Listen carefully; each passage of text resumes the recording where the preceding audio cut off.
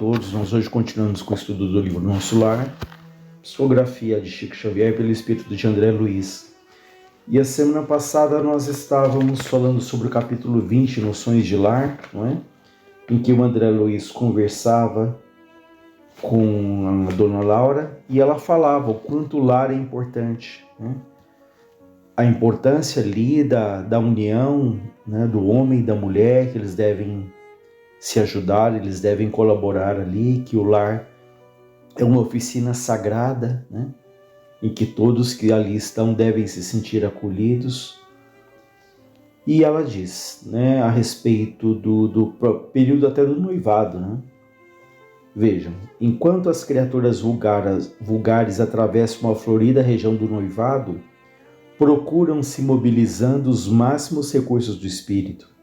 E daí dizer que todos os seres são belos quando estão verdadeiramente amando. O assunto mais trivial assume singular encanto nas palestras mais fúteis.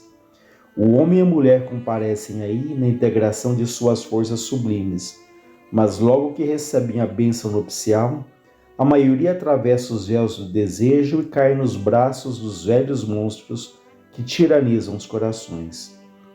Não há concessões recíprocas, não há tolerância e por vezes nem mesmo a fraternidade. Apaga-se a luz luminosa do amor quando os cônjuges perdem a camaradagem e o gosto de conversar. Daí em diante os mais educados se respeitam, os mais rudes mais se suportam, não se entendem. Perguntas e respostas são formuladas em vocábulos breves. Por mais que se unam os corpos, vivem as mentes separadas, operando em rumos opostos.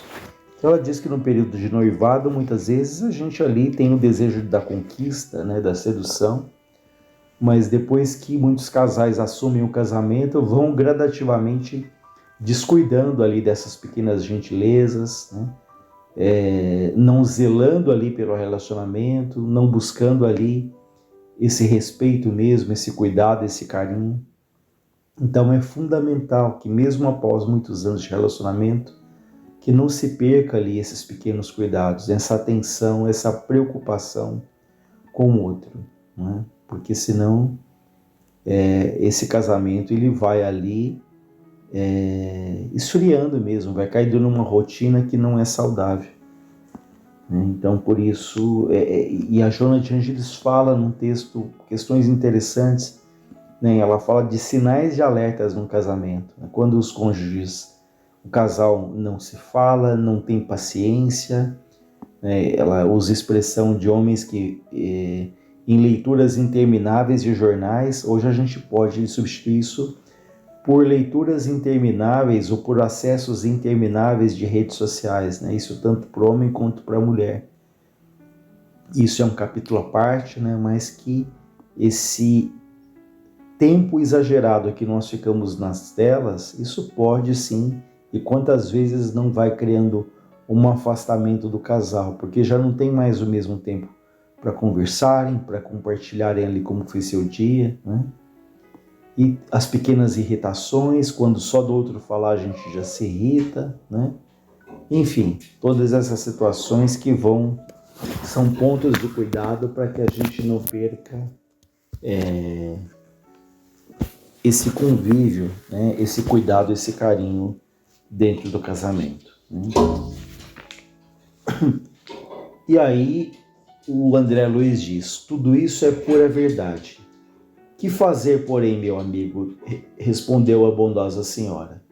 Na fase atual evolutiva do planeta, existem na esfera carnal raríssimas uniões de almas gêmeas, reduzidos matrimônios de almas afins ou irmãs, mas esmagadora porcentagem de ligações de resgate. O maior número de casais humanos é constituído de verdadeiros forçados sob algemas. Então ela fala aqui que são raríssimas as uniões de almas gêmeas, mas vamos entender essas almas gêmeas que não existem casais em que um foi criado para o outro, né? Deus, quando cria os espíritos, não cria para que eles sejam definitivamente, infinitamente ligados ao outro. Então aqui no conceito de almas gêmeas, mas como espíritos que têm grandes afinidades, né? Tanto que a gente vê aqui o exemplo da Dona Laura, que ela desencarnou, e eles moram, a gente vai perceber isso mais para frente, que eles moram numa casa que o marido dela que tinha conquistado, mas o marido estava na Terra e ela estava aqui encarnada.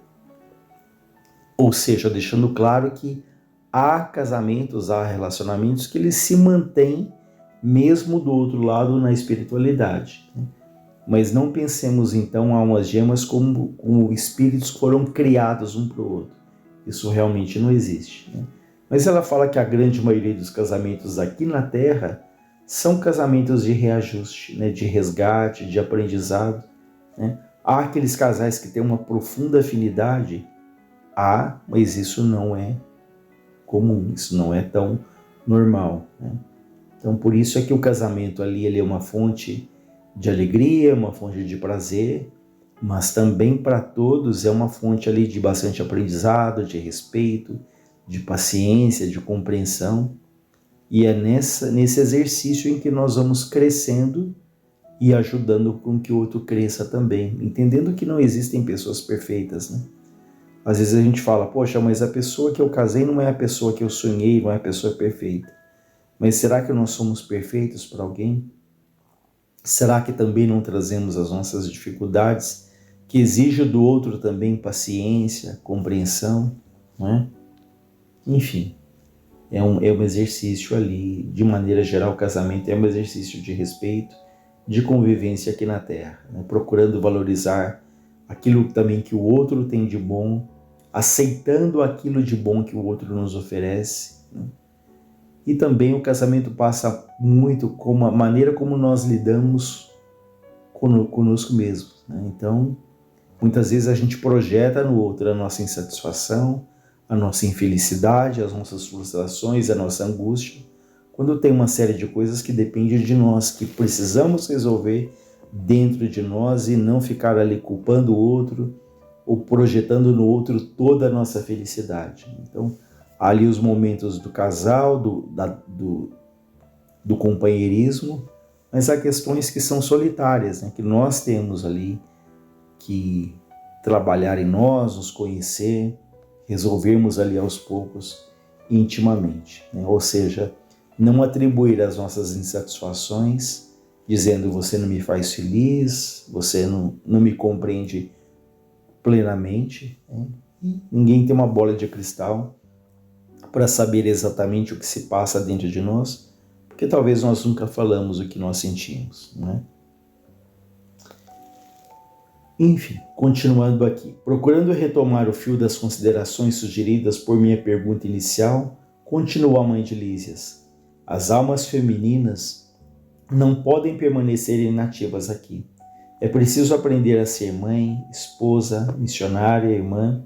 A tarefa da mulher no lar não pode se circunscrever a umas tantas lágrimas de piedade ociosa e a muitos anos de servidão.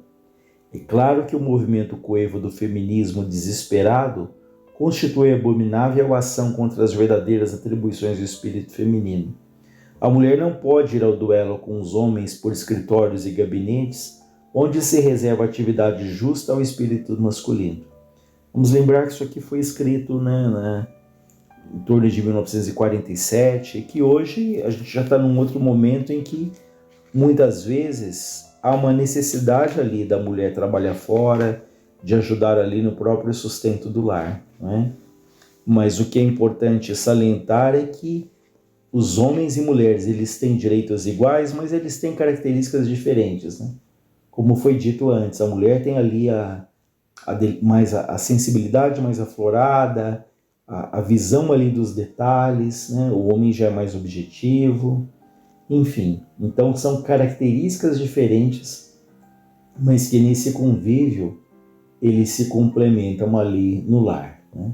Olha, esse livro foi editado em 1944, né? Então, esse contexto era bem para a época, né, de que a mulher não deveria ali trabalhar fora.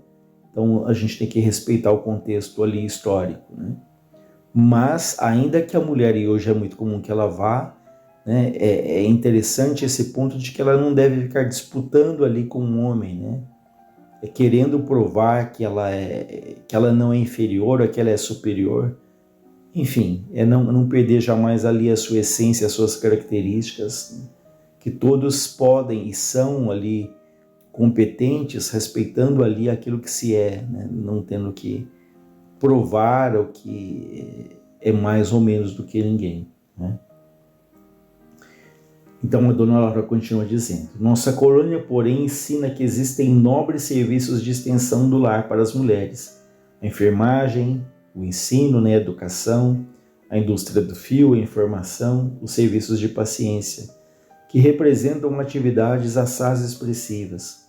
O homem deve aprender a carregar para o ambiente doméstico a riqueza das suas experiências, e a mulher precisa conduzir a doçura do lar para os labores ásperos do homem. Dentro de casa, inspiração, fora dela, atividade. Uma não viverá sem a outra.